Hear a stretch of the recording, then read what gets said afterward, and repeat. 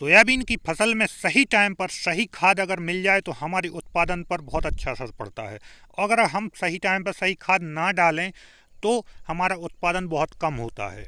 वो इसलिए किसान साथियों, क्योंकि हम कई सालों से रेगुलर सोयाबीन की उपज ले रहे हैं, जिस वजह से हमारे ज़मीन की उर्वरा शक्ति कम हो गई है। इसलिए हमें ऊपर से खाद देने की ज़रूरत बहुत ज़्यादा पड़ती है सोयाबीन में। तो नमस्कार किसान साथियों, मैं हूं आपका दोस्त राहुल और आपके अपने चैनल भर्रे एग्रो फार्म में आप सभी का स्वागत है। तो किसान साथियों, आज हम बात कर रहे हैं कि सोयाबीन में किस स्टेज में कौन सा खाद और कितनी मात्रा में देना जरूरी है। तो किसान साथियों, एनपीके की बात कर रहे हैं, नाइट्रोजन, फास्फोरस और पोटास। तो एनपीके तो किसान साथियों कई प्रकार के आते हैं, लेकिन सोयाबीन में मेनली 3 प्रकार के एनपीके की ज़रूरत पड़ती है। वो है 19-19-19, 0-52-34 और 0-0-50। इन 3 खाद को अगर आपने सोयाबीन में डाल दिया तो आपकी सोयाबीन की उपज बहुत अच्छी रहेगी। साथ में किसान साथियों, हमें इस बात की जानकारी होना बहुत ज़रूरी है कि ये किस स्टेज में हमें कितनी मात्रा में डालना है।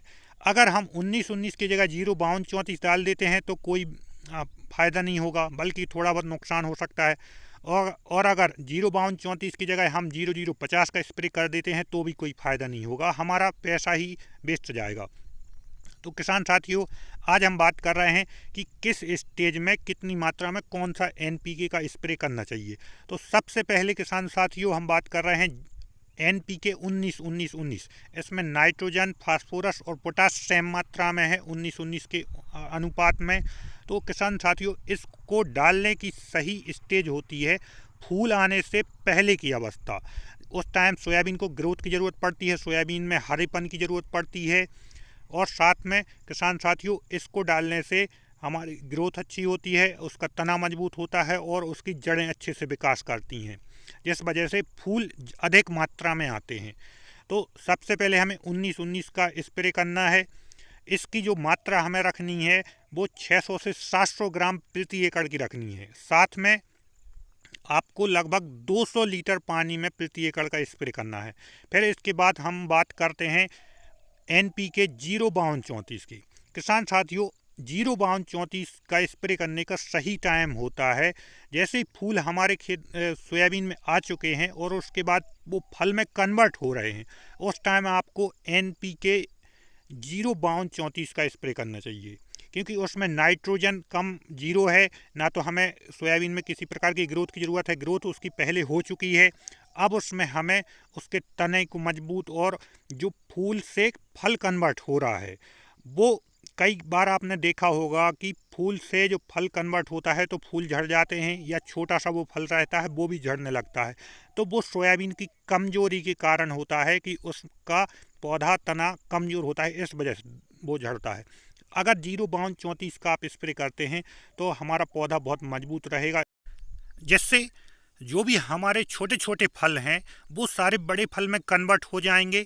तो किसान साथियों, अब इसके हमें जो मात्रा रखनी है एनपीके 0-52-34 की, वो हमें 600 से 700 ग्राम प्रति एकड़ और साथ में 200 लीटर प्रति एकड़ का हमें पानी का स्प्रे करना है। अब किसान साथियों, लास्ट में आता है सबसे इम्पोर्टेंट होता है जो एनपीके 0-0-50। किसान साथियों, एक कहावत है कि अगर आप सारे खाद डाल दें और 0-0-50 मतलब पोटास अगर नहीं डाला है तो कुछ भी नहीं डाला, और अगर पहले कुछ भी नहीं डाल पाए आप किसी कारणवश और आपने 0-0-50 का स्प्रे कर दिया है तो आपने मान लीजिए सारे खादों का स्प्रे कर दिया। इसको कहते हैं खादों का राजा। अब किसान साथियों, बात आती है कि इसकी जो हमें मात्रा रखनी है वो प्रति एकड़ कितनी रखनी है। तो किसान साथियों, इसकी जो मात्रा रखनी है वो 500 से 600 ग्राम प्रति एकड़ की रखनी है। साथ में हमें 200 लीटर प्रति एकड़ का पानी यूज करना है।